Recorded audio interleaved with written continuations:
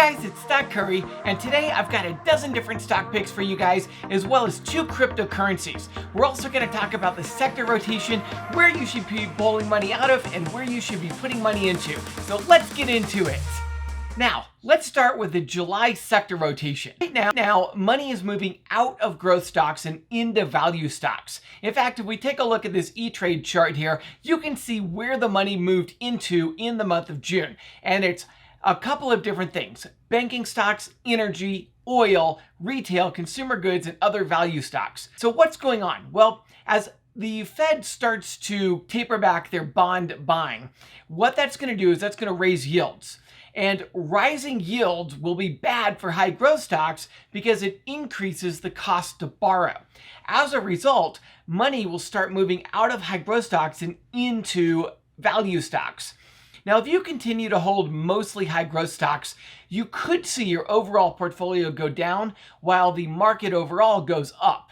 So you definitely want to pay attention to what we have to talk about today and start thinking about doing a little bit of sector rotation in your portfolio as well. Now, for those of you who are new to this channel, my name is Stock Curry. I used to work as an analyst for some large investment banks, and now I analyze stock picks from the top 10 YouTubers. Each day, I give you the cliff notes from every single stock pick from the top 10 YouTubers in one concise video. I also give you my personal analysis on their stock picks. If anything I talk about today piques your interest, make sure you listen to who I say talked about that stock and then go watch their video for the full details on what they said. Now, all I ask for putting all of this together for you guys is that you hit that like button, subscribe, and click the bell icon so that you can get notified when I release my next video. In fact, I'll give you 5 seconds to do that right now.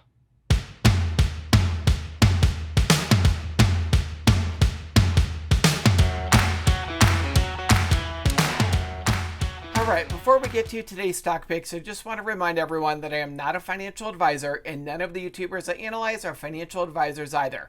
Nothing I talk about today is a recommendation to buy, sell, or hold. These are just my opinions, which may or may not be accurate. Please do your own research before investing in any asset. Okay, first let's get to our cryptos and then we'll talk about our stocks. First up is ADA. This is Cardano. Both Larry Jones and Keenan Grace let us know that ADA has joined Grayscale's digital large cap fund as the 3rd biggest component of that fund. Crypto Capital Venture, a cryptocurrency analyst, just upgraded his ADA price prediction to $15 by the end of this year. Now, pretty much all YouTubers who talk about Cardano are bullish on it. If you're thinking about buying ADA, I told you last week that I was able to buy ADA on Webull, and I showed you proof of my ADA holdings in my account. A lot of you responded that you were still not able to buy ADA on Webull despite the fact that ADA is listed as tradable on Webull's website. I reached out to Webull to get a response, and unfortunately they did not have an answer. So I don't know when ADA will be tradable on Webull for everybody else besides me, but it does look like it's coming soon. In the meantime, you can buy ADA on Crypto.com. I have a link for Crypto.com on my promotions page along with an offer for $25 in free crypto. And Crypto.com also has better staking rates than BlockFi if you're looking for the best place to stake your coins. I have a link to my promotions page in the description of this video. Next up is ETH. This is Ethereum. ETH has rebounded nicely from the lows and is looking pretty bullish on the chart with the candles rising, the RSI rising, and the MACD rising. There is a little bit of concern since ETH is right at some critical resistance levels right now, but if ETH can continue climbing higher and close above the long-term trend line as well as the strong resistance level of $2,300, then ETH will be free to run and have another nice bull run. But if ETH bounces off of resistance and starts falling again, then we could retest those lows of $1,700. Next up is ABNB, and this is Airbnb. StockMo loves ABNB as a pandemic reopening play. ABNB is also starting to recover from the bottom, although the recovery is not very strong. The chart is actually looking like it's starting to turn bearish again. If ABNB closes below the 21-day EMA at $149, then we could see ABNB drop back down and retest the May lows. Keep in mind that ABNB is a high growth stock that will struggle under higher bond yields and higher interest rates. Next up is AMC, and this is AMC Movie Theaters. Keen and Grace let us know that AMC is still on the threshold security list that I told you guys about last week. That means that the failure to delivers are still quite high, which could be a sign of naked shorting. AMC first hit the threshold security list on Friday, June 25th, which means AMC has now had failures to deliver exceeding 0.5% of the shares outstanding for more than 10 days now. SEC regulations require failures to deliver that persist for 13 settlement days to be purchased immediately. That puts us at Thursday or Friday of this week. So there's a chance that on Thursday or Friday of this week, we could see a large rise in price on AMC. And that buying pressure could continue for the next 2 weeks or longer. We'll get more insight into the AMC failures to deliver later next week when the SEC reports the numbers from the second half. The SEC is expected to report those second half numbers around the 15th of July. Next up is BABA. This is Alibaba. They are the Chinese version of Amazon. Tom Nash let us know about an article that came in the Financial Times where the Financial Times is accusing Alibaba's founders, Jack Ma and Joe Tsai, of using their BABA stock as collateral to secure loans against private property, private jets, and other business deals not related to Alibaba. Now that's fine so long as it's reported, as Elon Musk did when he reported that he had used Tesla stock for collateral. But the accusation the Financial Times is giving is that the founders of Alibaba did not actually record the shares as being used for collateral, and instead they used all kinds of methods such as offshore companies and shell companies to hide whatever they were doing. If true, this is really just a compliance issue and not a material issue, but it could still cause the price of BABA to go down. If you want to learn more about this, I encourage you to go watch Tom Nash's video that he uploaded Sunday. Now, Alibaba did respond to the Financial Times article, and they made a couple of really good important points. First, they said the fact that the shares have been used as collateral was widely reported going all the way back to 2015.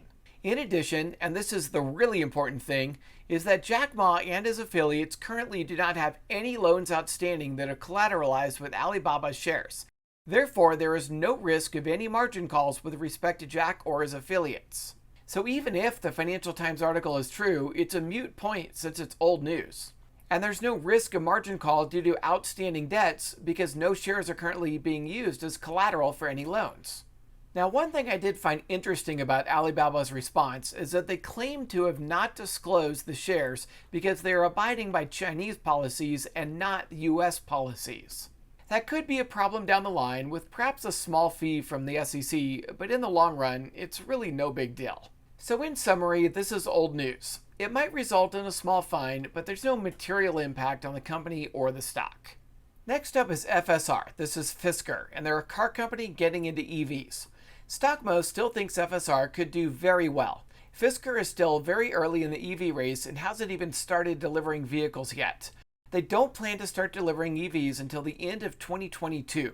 StockMo thinks FSR will continue to perform well leading up to the point where they start delivering vehicles. Now in the short term, FSR is struggling a little bit. The candles are dropping, the RSI is dropping, and the MACD just turned bearish with a death cross forming last week. So while FSR might make for a good long-term hold, you might want to wait for FSR to bottom out before buying in.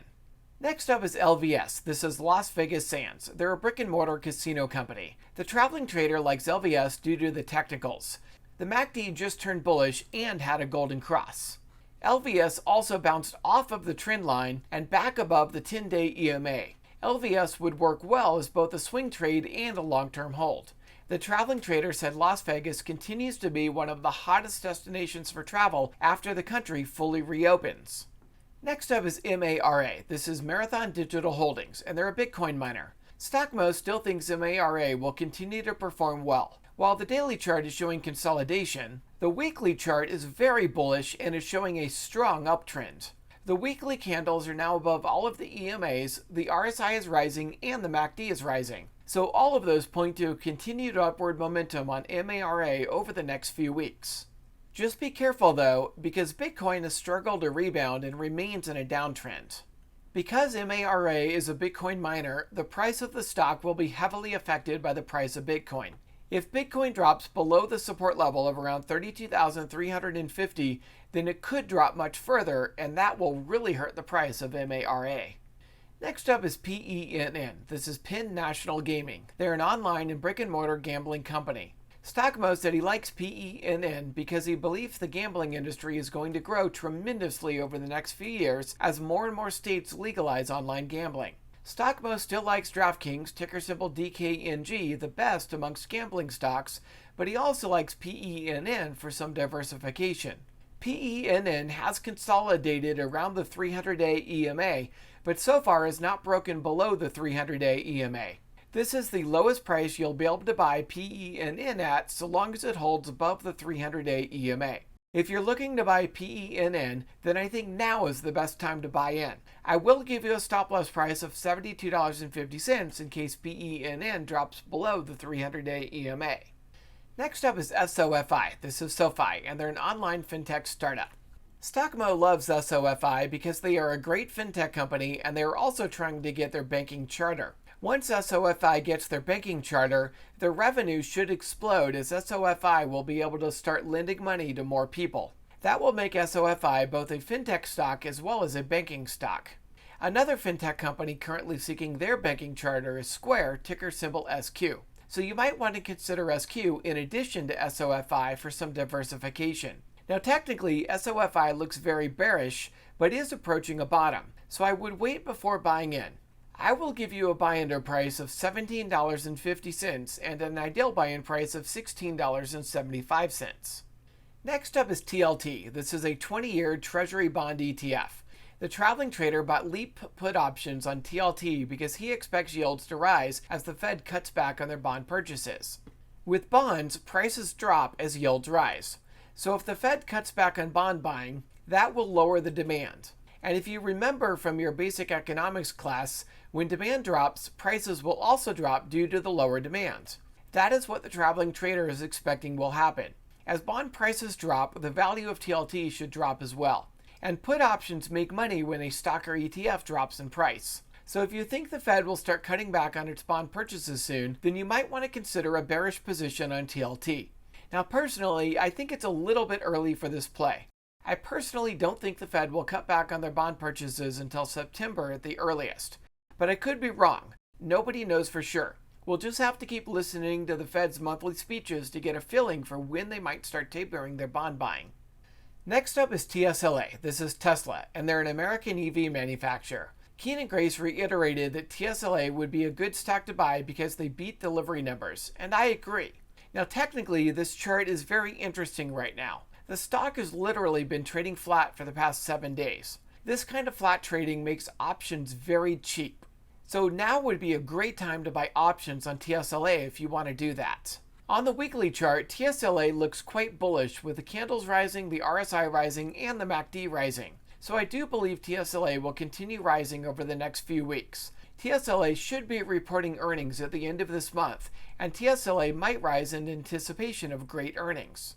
Now day to day, it's really hard to say what TSLA is going to do, because this kind of flat consolidation is neither bullish nor bearish. TSLA is range bound between $670 and $700 right now, so I would avoid day trading TSLA for the time being. I would only consider TSLA for a short-term trade or a long-term hold. Next up is USB, and this is US Bank. The traveling trader likes USB because it is a banking stock that should do well when bond yields rise. And technically, the MACD just turned bullish and had a golden cross. This is actually the same chart setup as many other banking stocks as well, including Citigroup, Key, Capital One, Morgan Stanley, etc. So you don't necessarily need to buy UBS. You can pick whichever bank you like the most if you are looking for exposure to the banking sector. And last we have WBA. This is Walgreens. The traveling trader likes WBA for exposure to the retail sector. They beat earnings, but because the beat was mainly due to a one-time rise due to the pandemic, the stock price went down quite a bit. However, the traveling trader feels like WBA went down too much and is now oversold. That thesis lines up with the technicals as well, as we can see WBA is oversold on the RSI and the candles are now below the 300-day EMA. That is too much for a company that is profitable. WBA is now a great value stock. Alright, I hope you enjoyed this video and get a lot out of it. Comment down below what your favorite stock pick is. And if you're looking for a broker to trade with, you can sign up for Webull using my link in the description below. When you sign up using my link in the description below and deposit just $5, Webull is going to send you 2 free stocks worth up to $2,300. Now, if you're not a US resident or if you want to trade OTC penny stocks, then I recommend Interactive Brokers. Interactive Brokers is a highly discounted trading platform with commissions starting at just $1 Canadian, 4 euros, or 6 Australian dollars, depending upon where you live. Both Webull and Interactive Brokers offer full pre-market and after-hours trading from 4 a.m. all the way till 8 p.m. Eastern Time.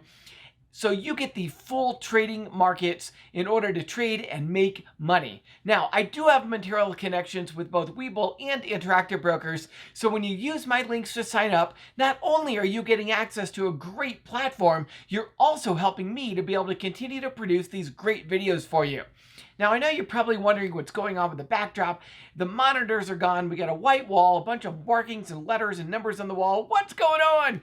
Well, I am changing it up. We're going to get an actual backdrop back here. I have an amazing picture that I'm bringing in, some lights. I'm going to make it look great. You guys are going to love it. So all of that's coming next week, toward the end of next week, into the third week.